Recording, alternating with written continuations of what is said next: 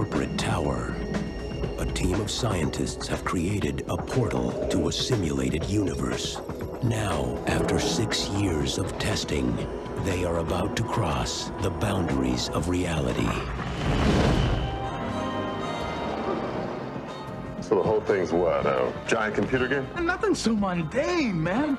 When my mind is jacked in and I'm walking around experiencing 1937, my body stays here and kind of holds the consciousness of the program link unit.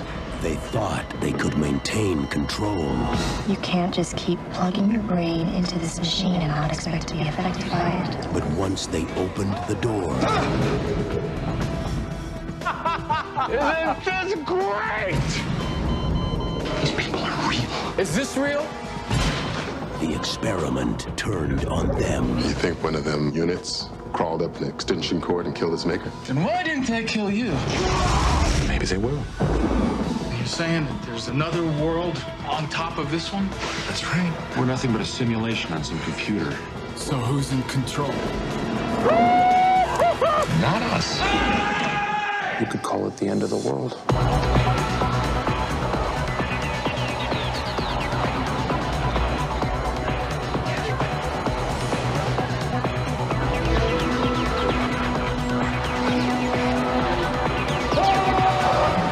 The 13th floor. You can go there, even though it doesn't exist. Hey, what'd you do to the world? Turned it off.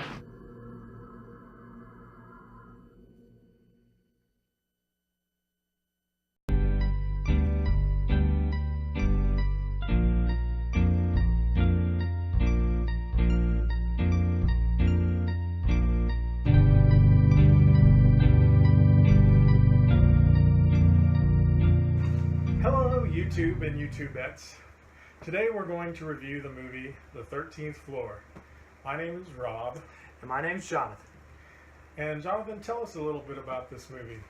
Well, it came out in 1999, was directed by Joseph Rusnak. It was written by Rusnak along with Ravel Cetino Rodriguez. Hope I got that pronunciation right. Probably not, but it also stars Craig Bierko, Gretchen Mol, Vincent D'Onofrio, Dennis Haysbert, and Armin Mueller-Stahl. So we want to remind everyone who's watching the video that there will be some spoilers in most of our reviews.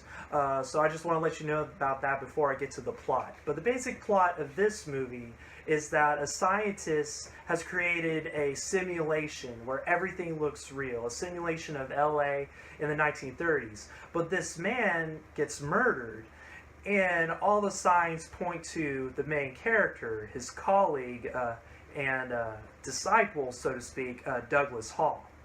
And so Douglas is trying to find out who murdered the scientist and the extent of how well the simulation works. All right, now we're going to talk about some actors in the movie.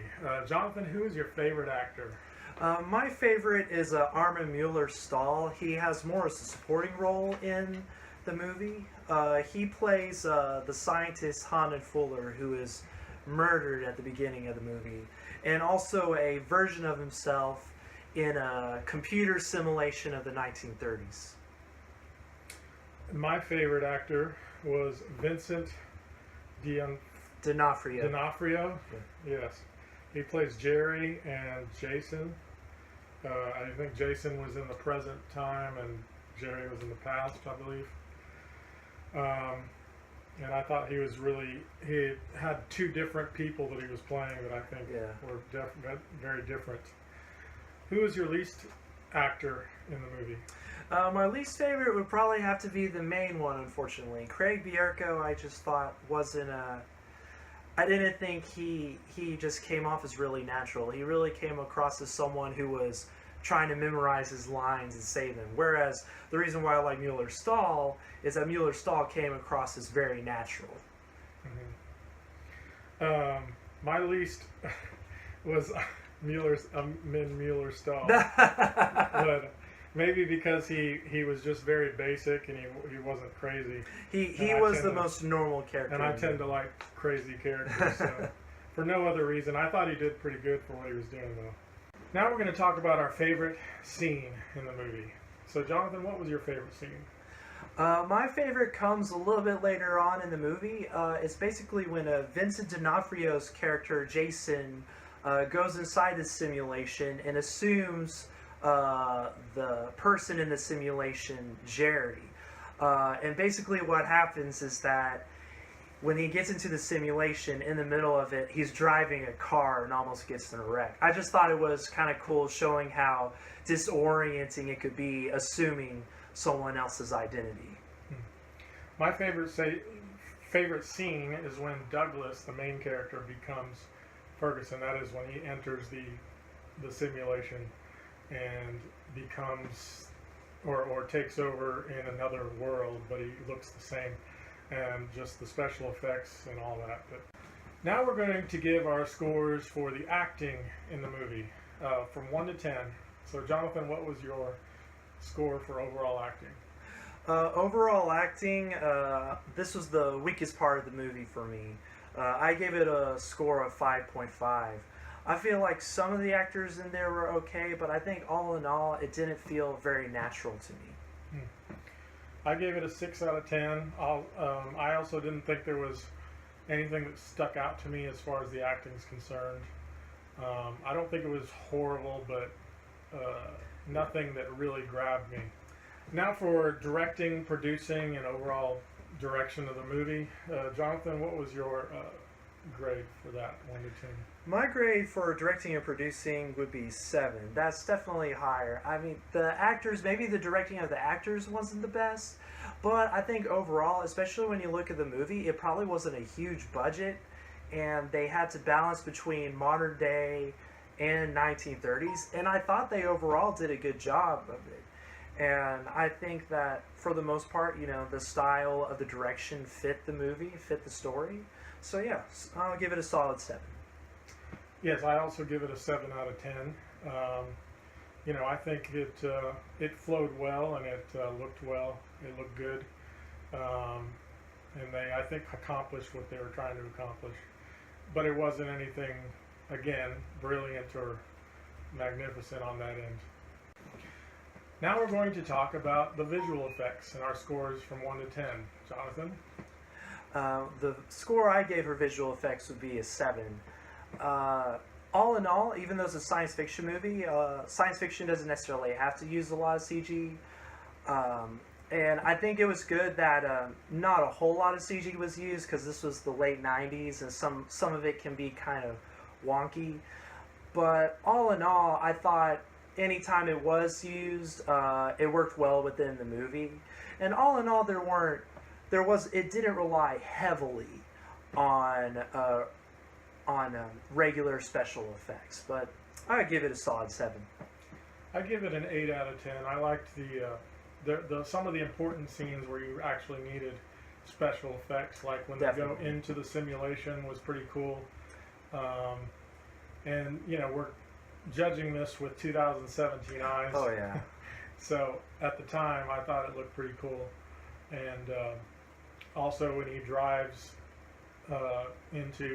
keeps driving, and then everything's a simulate. Everything, it's like he's in a computer. Anyway, I thought it was pretty good. It wasn't as high budget as, say, The Matrix, but for what they had, it was pretty good, I think. Yeah, exactly. So 8 out of 10 for me. Now we're going to talk about the writing in the movie from 1 to 10. Jonathan? I give the writing a 6.5. I thought the story and the concept was good. It went with the theme of a lot of movies on the nature of reality, and I just thought it was a cool concept. But I believe the dialogue, I just found that to be a little bit poor. I found some of it to be wooden, have a lot of cliched phrases in it, and I don't think it helped with the lack of chemistry between the male lead and the female lead. I didn't feel like they had a lot of chemistry between each other, and I think a lot of that had to do with the writing. I put a 9 out of 10, but that's because I put a lot of emphasis on the concepts in writing, and I think the dialogue, although it wasn't good, it didn't stick out as bad. It was just there, and there wasn't anything brilliant about the dialogue or lines. but the concept itself to me was why I love this movie and why we're reviewing it. Yeah. Now we're going to talk about the soundtrack of the movie from 1 to 10. Jonathan, what was your thoughts? I gave the soundtrack a 6.5.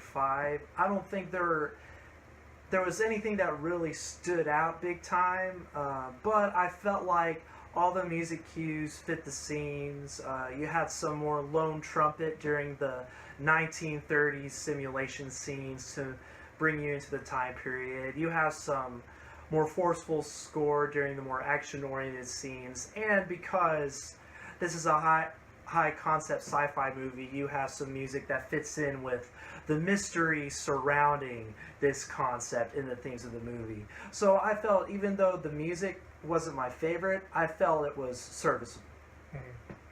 I gave it a 7 out of 10. I thought it did its job, and it was very subtle in helping move things along, but I don't think it was one of those soundtracks that really stuck out to me as something memorable. But I think it did its job very subtly, so I gave it a 7 out of 10. All right, so now we're going to discuss what we think this movie is all about, what it means. Jonathan, what are your thoughts?